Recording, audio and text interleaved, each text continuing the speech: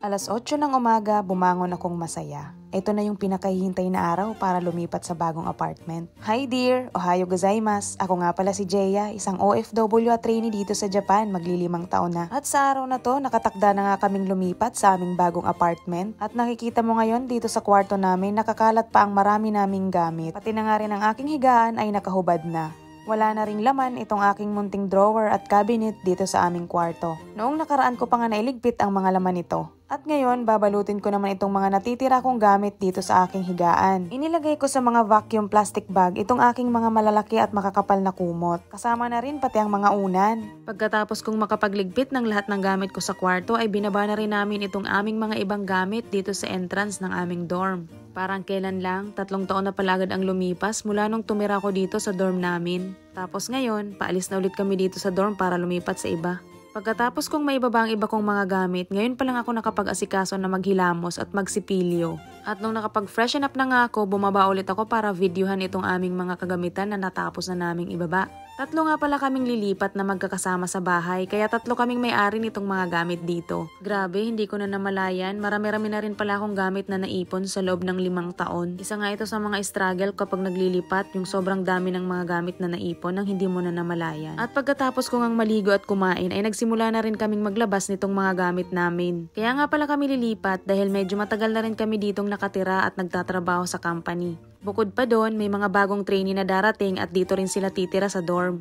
Kaya yung mga medyo matatagal na ditong nakatira sa dorm ay kailangan na ding lumipat. Mabuti na lang nung araw na lumipat kami, may mga kasama kami dito sa bahay na mga naka-rest day. At hindi nila kami pinagdamutan ng tulong. Nakakapagod kasi talagang paglilipat lalo na kapag maraming gamit. Napagdesisyonan nga namin na ilabas na muna lahat ng mga kagamitan dito sa may bandang labas ng dorm. Nahihirapan na rin kasi magpabalik-balik sa loob. At eto nga isa naming kasama dito sa dorm, nalulungkot daw siya kasi hindi pa siya makakasama kaya napawoling pa nga. Dumating na nga rin pala itong mga taga-asahi at tumulong din talaga sila sa pagbubuhat ng mga gamit namin papunta sa sasakyan. 3 sasakyan nga pala yung sumundo sa amin ngayon dahil napakarami talaga naming gamit. At nagpapasalamat nga ako dito sa mga kasamahan namin sa bahay at talaga namang tumulong din sa amin sa pagbubuhat. Buti na lang din talaga at mga naka-rest day din sila. Tumulong nga rin pala sa pagbubuhat ng aming mga gamit ang aming representative mula sa kumiay namin dito sa Japan. Alam mo ba dear, itong mga taga-asahi, mga nagtatrabaho to sa HR. Napakamatulungin talaga ng mga Hapon. At sa wakas, naikarga na rin namin ang lahat ng gamit. At sa mga oras na to ay nakasakay na nga rin kami sa sasakyan at babiyahe na. At excited na nga rin talaga akong makarating sa bago naming apartment. Sabi ng aming kumiay, malapit-lapit lang din daw yun. At nagsimula na nga kaming bumiyahe. Naku, mamimiss ko yung dati naming dorm. Pero ito na nga ang isa sa mga katuparan sa pangarap na makalipat. Noong una nga parang ayaw ko pang lumipat kasi parang napamahal na rin ako dito sa dorm na tinitirhan namin at maayos naman talaga dito. Pero talagang grinab ko na tong opportunity na makalipat para na rin magkaroon ng sariling privacy at para makagawa na rin ako ng mas marami pang video. Hay, sana sipagin talaga.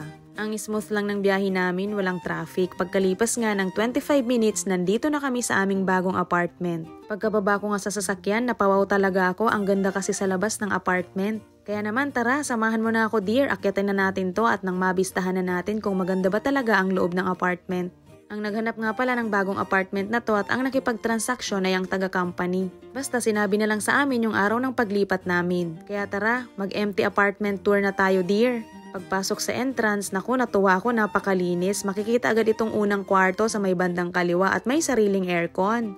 Ay sus, kinikilig talaga ako dyan habang nagbi-video kasi natutuwa ako sa mga nakikita ko. Dito naman sa may banda rito ay isa ulit na kwarto. Ito naman yung tinatawag na tatami room. Yung tatami pala ay yung parang mga banig na nakalatag diyan sa sahig. Ang bango talaga para sa akin ang tatami room. At sa may banda rito naman, ito yung aming malawak na kusina. Sabi sa amin ng taga-company, within the day, darating din daw yung mga gamit namin na in-order nila. At ito naman yung sa may bandang lavatory, lagayan ng washing doon sa may banda doon, at ito naman yung aming liguan. Ang husay, may bathtub. Sa dorm kasi namin, wala. At may built-in mirror din yung lavatory. Bakante pa nga yung lagayan ng washing, hindi pa kasi dumadating yung order. At dumako naman tayo dito sa may kabila. Meron pa ditong isang kwarto nakadikit ng kusina.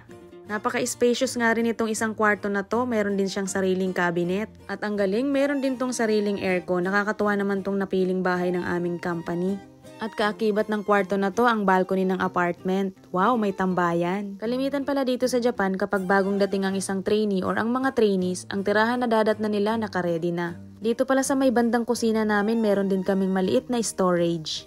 Sabi pala ng company sa amin, ang babayaran daw namin dito per month ay 18,000 plus yen. Ayos na din, mas nakamura pa kami kumpara sa dorm namin. Pasilip nga ulit dito sa isang kwarto na may sarili din namang cabinet. At may sarili din tong aircon. Ito nga pala yung magiging kwarto ko, dear. Bago pa kami lumipat dito, napag-usapan na namin kung saan kami magkukwarto. Ito yung view mula sa bintana. Excited na akong ayusin tong kwarto ko. Very thankful ako sa Asahi dahil maayos itong apartment na kinuha nila para sa amin. Paano dear, hanggang dito na lang muna, sa susunod ulit. Salamat sa panonood!